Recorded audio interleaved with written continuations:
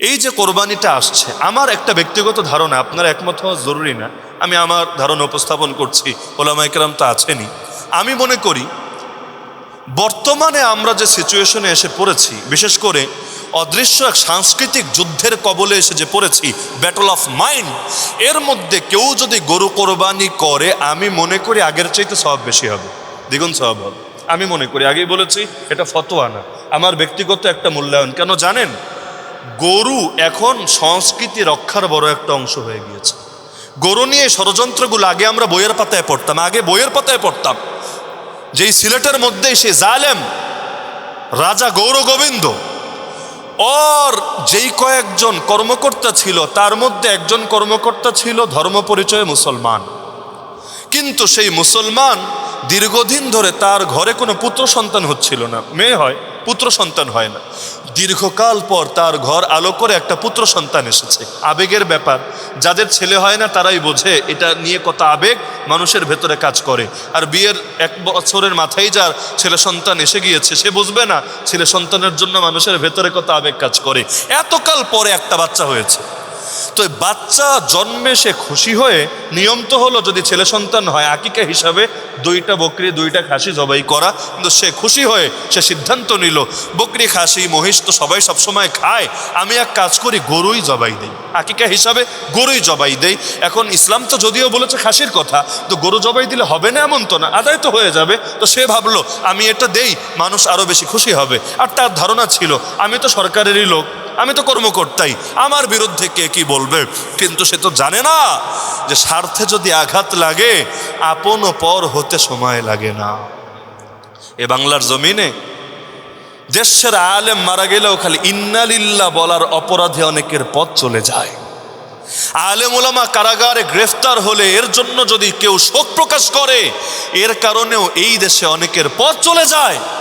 মনের দুঃখে চিন্তা করে, হায় রে ইন্নালিল্লাহ বললেও পথ যায়, আবার জেলেও যাওয়া লাগে।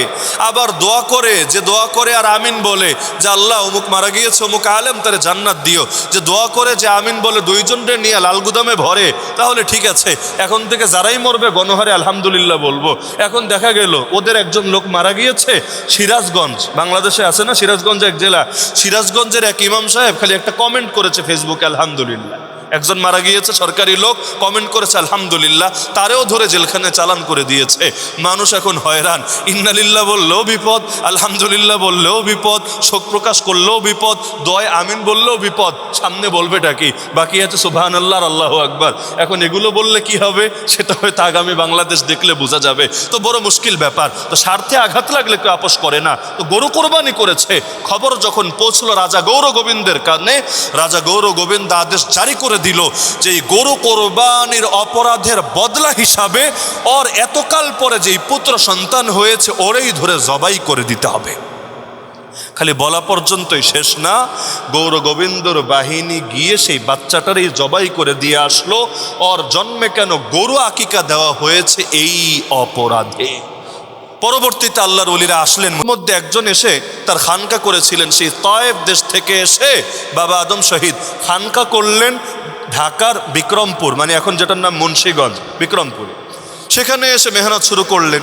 তো বাংলাদেশের মানুষ তো আপনারা জানেন একটু পীর ভক্ত এক থেকে, কারণ এই দেশে ইসলাম এসেছে কাদের দ্বারা? পীর মাশায়েখের দ্বারা, তাদের দাওয়াতের বরকতে। বাকি সব মেহনত পরে, পীর মাশায়েখের দ্বারা যেহেতু এসেছে, এই দেশের মানুষ পীর ভক্ত। এই দেশের মানুষ পীর ভক্ত বলে ভালো পীররা তো আছেই, ভণ্ড পীররাও সুবিধা নেওয়ার চেষ্টা করে।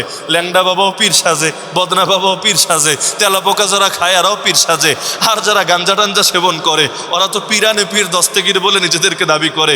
মানুষের সেন্টিমেন্ট আর আবেগটাকে কাজে লাগিয়ে বিনা পুঁজির ব্যবসা করার চেষ্টা করে। তো যাই হোক, হকপন্থী যেই সমস্ত পীররা ছিলেন তার মধ্যে অন্যতম তিনি এসে খানকা করলেন। লক্ষ লক্ষ, হাজার হাজার না, লক্ষ লক্ষ মানুষ তাকে সাদরে বরণ করে নিল এবং তার মুরিদ হয়ে গেল। এক পর্যায়ে দীর্ঘকাল পর তিনি চিন্তা করলেন, অনেক দিন ধরে বাংলাদেশে আসার পর গরু খাওয়া হয় না, এদেশে গরুর প্রচলন ছিল না, গরু খাওয়া হয় না। তিনি ভাবলেন এখন তো লাখ লাখ মুরিদ আছে, সবাইকে নিয়ে একটা গরু খাওয়ার ব্যবস্থা করি। এখন সবাইকে নিয়ে গরু খেলেন, জবাই করলেন, কোরবানি হলো, সকলে আনন্দ করলেন। এই খবর পৌঁছে গেল রাজা বল্লাম সেনের কাছে। পৌঁছা মাত্রই রাগে অগ্নিশর্মা হয়ে বাহিনী পাঠিয়ে দিল। ইতিহাসের কয়েক রকম বিবরণ আছে এই ক্ষেত্রে।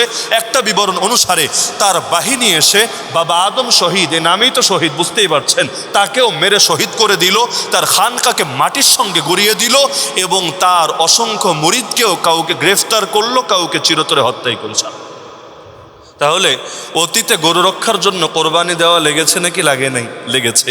এগুলো আগে বইয়ে পড়তাম, বিশ্বাস করেন, এগুলো খালি বইয়ে পড়ে বাস্তবে কল্পনায় আনতে পারতাম না যে কিভাবে সম্ভব, মানুষ এতটা নিষ্ঠুর কিভাবে হয়। কিন্তু মাথায়ও ধরে নাই যে আমাদের বয়সেই, মানে আমরা বুড়া হওয়ার আগেই বাংলাদেশেও আবার সেই দৃশ্য দেখতে পাবো যে গরু কোরবানির কারণে, গরুর গোশত খাওয়ার কারণে, ইফতারে গরুর আইটেম রাখার কারণে ষড়যন্ত্র হবে, প্রতিবাদ হবে, এটা নিয়ে মুসলমানকে বিপদে পড়তে হবে, কলেজ ভার্সিটিতে ছাত্রদের বিরুদ্ধে অ্যাকশন নেওয়া হবে, কল্পনাও করতে পারি নাই। যার কারণে আমার মনে হয় যেহেতু বাংলার জমিনে নয়া গৌর গোবিন্দরা মাথাচাড়া দিয়েছে, আমাদেরকেও জামানা শাহজালাল হয়ে ময়দানে নেমে গৌর গোবিন্দদেরকে উপযুক্ত প্রাপ্য বুঝিয়ে দিতে হবে। তাহলে গরু এখন একটা আবেগের নাম হয়ে গিয়েছে, সংস্কৃতির নাম হয়ে গিয়েছে, যেহেতু এর বিরুদ্ধে ষড়যন্ত্র চলছে। হিন্দুত্ববাদ যেই কয়েকটি ইস্যু নিয়ে মাঠ গরম করছে, এর মধ্যে অন্যতম হলো গো রক্ষা, গো মাতা রক্ষা, নাউযুবিল্লাহি মিন যালিক। তো এই যে ওরা মা রক্ষার নামে যে ফাইজলামে শুরু করেছে, আমরাও কি ওদের সঙ্গে তাল মিলাবো না ওদের বিরুদ্ধে অবস্থান নেব?